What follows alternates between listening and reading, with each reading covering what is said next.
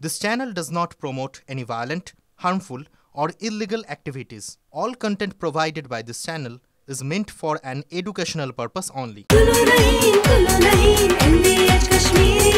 अरे कम दे किंतु खाटी दे MDH कश्मीरी लाल लंकार गुड़ो MDH। আচ্ছা, এই বাংলাতে শিক্ষককে পেটানো, শিক্ষিকাকে ক্লাসরুমে ঢুকে আঙুল উঁচিয়ে শাসানি দেওয়া, এটা কি বাংলার দস্তুর হয়ে দাঁড়াচ্ছে? পাশাপাশি দুটো ছবি দেখাবো আপনাদের। এতক্ষণ ধরে বেলঘড়িয়ার ছবি দেখাচ্ছিলাম, তো সেখানে মদ্যপানে প্রতিবাদ করা শিক্ষককে মারধর। এবার আপনাদের দেখাই মালদার হবিবপুরের ছবিটা। দেখুন একবার, মালদার হবিবপুরের একটি গার্লস স্কুলে প্রধান শিক্ষিকাকে তার ঘরে ঢুকে আঙুল উঁচিয়ে শাসানি দিতে দেখা গেল এক তৃণমূল নেতাকে। এক্ষেত্রেও এই গোটা ঘটনা সিসিটিভিতে ধরা পড়েছে এবং এই ছবি প্রকাশ আসার পরেই, এই ছবি ভাইরাল হওয়ার পরেই প্রশ্ন উঠতে শুরু করে দিয়েছে, এটাই কি বাংলার শিক্ষা জগতের দস্তুর? একজন প্রধান শিক্ষিকাকে তার ঘরে ঢুকে আঙুল উঁচিয়ে শাসাচ্ছেন একজন তৃণমূল শ্রমিক ইউনিয়নের নেতা। এতটা সাহস কিভাবে পান তিনি? কি দোষ ওই প্রধান শিক্ষিকার? ওই প্রধান শিক্ষিকার দোষ এইটুকুনি যে একজন সহশিক্ষিকা তিনি ছুটি চেয়েছিলেন, সেই ছুটি তিনি মঞ্জুর করেননি। যে শিক্ষিকা ছুটি পাননি তিনিও তৃণমূল নেতার কাছে যান এবং সেখান থেকেই গোটা ঘটনার সূত্রপাত। আমাদের সহকর্মী আমাদের সঙ্গে সুব্রত রয়েছেন, আমি সুব্রতর সঙ্গে কথা বলবো, তবে তার আগে আরও একবার আপনাকে দেখাই এবং ওই প্রধান শিক্ষিকা কতটা আতঙ্কের মধ্যে রয়েছেন শাসানি পাওয়ার পরে। ক্লাসরুমে ঢুকে তাকে শাসানি দেওয়া হচ্ছে, কতটা ভয়ে রয়েছেন তিনি দেখুন, শুনুন নিজের কানে। দিদিমণিরা প্রত্যেকে খুব সুন্দরভাবে এই মিড ডে মিলটা চালায়, কোনো রকমের কারচুপি নাই। আমাদের যে কমিটি সে প্রথম থেকে এসেই কিন্তু মিড ডে মিল দিয়ে পড়েছে। কেন জানি সভাপতি কি বলতো, সভাপতি মিড ডে মিলের আমাকে নানা রকম উত্তপ্ত করার কথা বলেন মিড ডে মিল সম্বন্ধে, হ্যাঁ, এবং মিড ডে মিল ওনারাই চালাবেন, এ করবেন, এসব বলেন। আমি নিয়ে নিন, আপনি যদি মিড ডে মিল চালাতে চান তো নিয়ে নিন, আমার কোনো আপত্তি নেই। মিড ডে মিল থেকে কি আছে, বাচ্চারা উনি প্রথমে আপনাকে না, মিড ডে মিল বাচ্চারা খায় না, চাল চুরি হয়, এই চুরি হয়, মিড ডে মিল থেকে এইসব হয়, এসব কথা বলতে সম্পূর্ণ ভিত্তিহীন। উনি টোটাল স্কুলটাকে ওয়ান ম্যান আপনি মানে ডিক্টেটরশিপ হিসাবে উনি স্কুলটাকে চালাচ্ছেন। আপনার এখানে আমার এখানে প্রায় 1473 ক্লাস 5 থেকে ক্লাস 8-এর মিড ডে মিলের ছাত্রী আছে। আমাদের কাছে প্রমাণও আছে কিছু। আপনি যারা রাঁধুনি আছে, যারা গ্রুপে রান্না করে, তাদেরকে আপনি জিজ্ঞাসা করলে পাবেন হাইয়েস্ট 30 থেকে 35 কেজি 40 কিলো চাল রান্না হয়, আর খুব বেশি হলে 1-1.5 হাজার টাকার সবজি রান্না হয়। টোটালটাই উনি মনোফুলি ব্যবসা করেন। আক্রান্ত প্রধান শিক্ষিকা, তার বক্তব্য শোনালাম। হামলা চালানোয় অভিযুক্ত যে তৃণমূল নেতা, তার বক্তব্য শোনালাম। এবার আপনাদের রাজনৈতিক প্রতিক্রিয়া দেখাবো, আপনাদের দেখাবো স্থানীয় বিজেপি বিধায়ক, তিনি এই ঘটনাকে কিভাবে ব্যক্ত করেছেন সেটা শোনাবো। পাশাপাশি শোনাবো কংগ্রেস নেতা অধীর চৌধুরী, তার বক্তব্য। প্রধান শিক্ষিকাকে তিনি গালাগালি দিচ্ছেন, কেন গালাগালি দিবেন? কিসের ক্ষেত্রে তারা গালি দিবেন? তৃণমূলের লোকের এইরকম চরিত্র, কোথাও তাকে ভয় দেখাতে হবে, কোথাও তাদেরকে মারতে হবে, কোথাও তাদেরকে হুমকি দিতে হবে। এই যে গুন্ডাগিরি রাজনীতি বা রাহাজানি চলছে, এইরকম কতদিন মানুষ সহ্য করবে? কি করবো? এটা তো প্রতিদিন প্রত্যেক কোনায় ঘটছে, প্রতি জায়গায় হচ্ছে। ডায়েরি মেনটেন করতে হবে প্রতিদিনের ঘটনা লিখতে গেলে, এত হচ্ছে। পুলিশ ফাঁড়িতে ঢুকে দাদাগিরি, ওসির উপর আক্রমণের চেষ্টা, রীতিমতো ফাঁড়ি ঘেরাও করে বিক্ষোভ দেখানো হলো। জলপাইগুড়ির ধূপগুড়ির ডাউকিমারি পুলিশ ফাঁড়ির ঘটনা। জমি সংক্রান্ত বিষয়কে কেন্দ্র করে চড়াও হয় কয়েকজন, পুলিশ 6 জনকে আটক করেছে। আইন শৃঙ্খলা রক্ষার দায়িত্ব যাদের কাঁধে, তাদের নিরাপত্তা নিয়ে প্রশ্ন উঠছে। ফাঁড়ির মধ্যেও সুরক্ষিত নন পুলিশ কর্মীরা।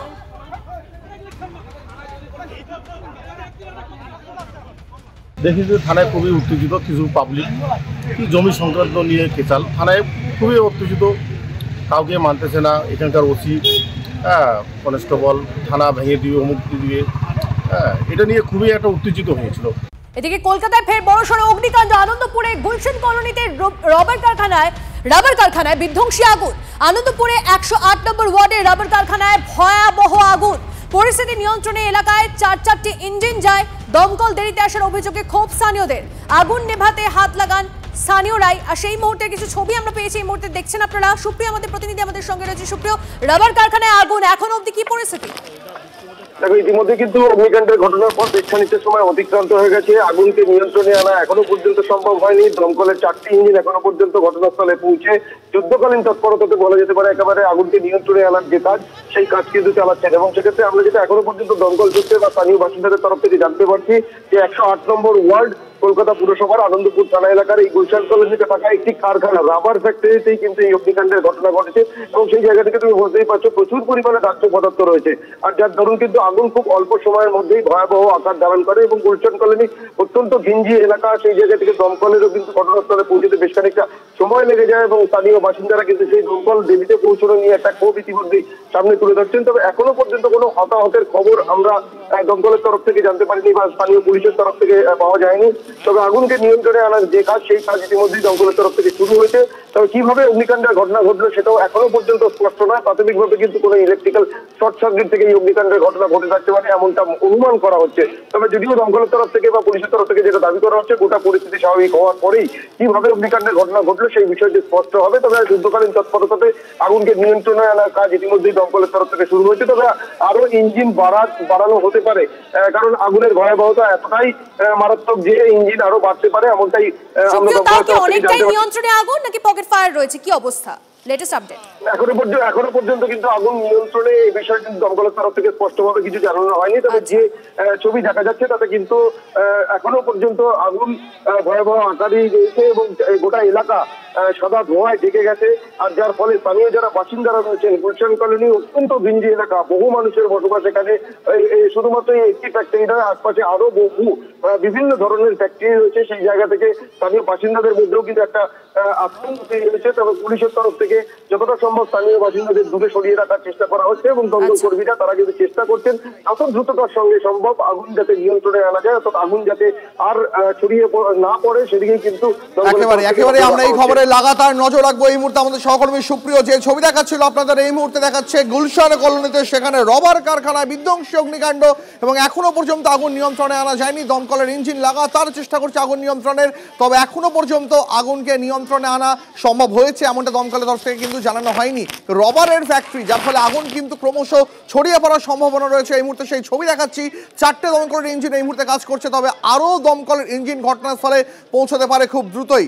আমাদের সহকর্মী কৌস্তব ঘটনাস্থলে রয়েছেন, সরাসরি ছবিটা দেখবো। কৌস্তব, গুলশান কলোনি এমনিতেই খুব বিতর্কিত জায়গা, ঘিঞ্জি জায়গা, সেখানে রবার কারখানায় আগুন, কি পরিস্থিতি এই মুহূর্তে? ছবিটা দেখাও। একেবারে দেখো তুমি সেই ছবিটা দেখতে পাচ্ছ, এই মুহূর্তে কিন্তু আগুন নিয়ন্ত্রণে আনার চেষ্টা চালানো হচ্ছে এবং আগুন কিন্তু এখানে যেহেতু ঘিঞ্জি এলাকা, ফলে দ্রুত একটা আগুন ছড়িয়ে যাওয়ার কিন্তু একটা প্রবল সম্ভাবনা রয়েছে। সেই মতোই কিন্তু এখানে যে ফায়ার ব্রিগেডের যে মানুষ যারা কর্মীরা আছে তারা কিন্তু এখানে এসছে এবং দ্রুত আগুন নেভানোর কাজে তারা হাত লাগিয়েছে। তুমি দেখতে পাচ্ছ এখানে কিভাবে কিন্তু সেই ধোঁয়া বেরোচ্ছে, সেই ছবিটা তুমি দেখতে পাচ্ছ। নিঃসন্দেহে দেখো এই যেহেতু ঘিঞ্জি এলাকা, ফলে কিন্তু দ্রুত আগুন ছড়িয়ে পড়ার একটা সম্ভাবনা এখানে কিন্তু থেকে থাকে। যেমনটা এড়ে যাচ্ছে যে এখনো পর্যন্ত কিন্তু ঘটনাস্থলে 3টে দমকলের ইঞ্জিন এসছে এবং তারা এখানে কাজ করছে। এখনো পর্যন্ত কারখানার ভিতরে কেউ আটকে রয়েছেন বা কাউকে উদ্ধার করা সম্ভব হয়নি এমনটা নেই তো? সবাইকে বার করে আনা গেছে তো? দেখো এখনো পর্যন্ত কিন্তু হতাহতের কোনো খবর পাওয়া যায়নি। পরবর্তীতে আবার তোমার কাছ থেকে আপডেট নেব। এখন ছোলা হোক বা বরবটি দানা, সাদা চানা হোক বা কালো, সব রান্নাই হবে অসাধারণ।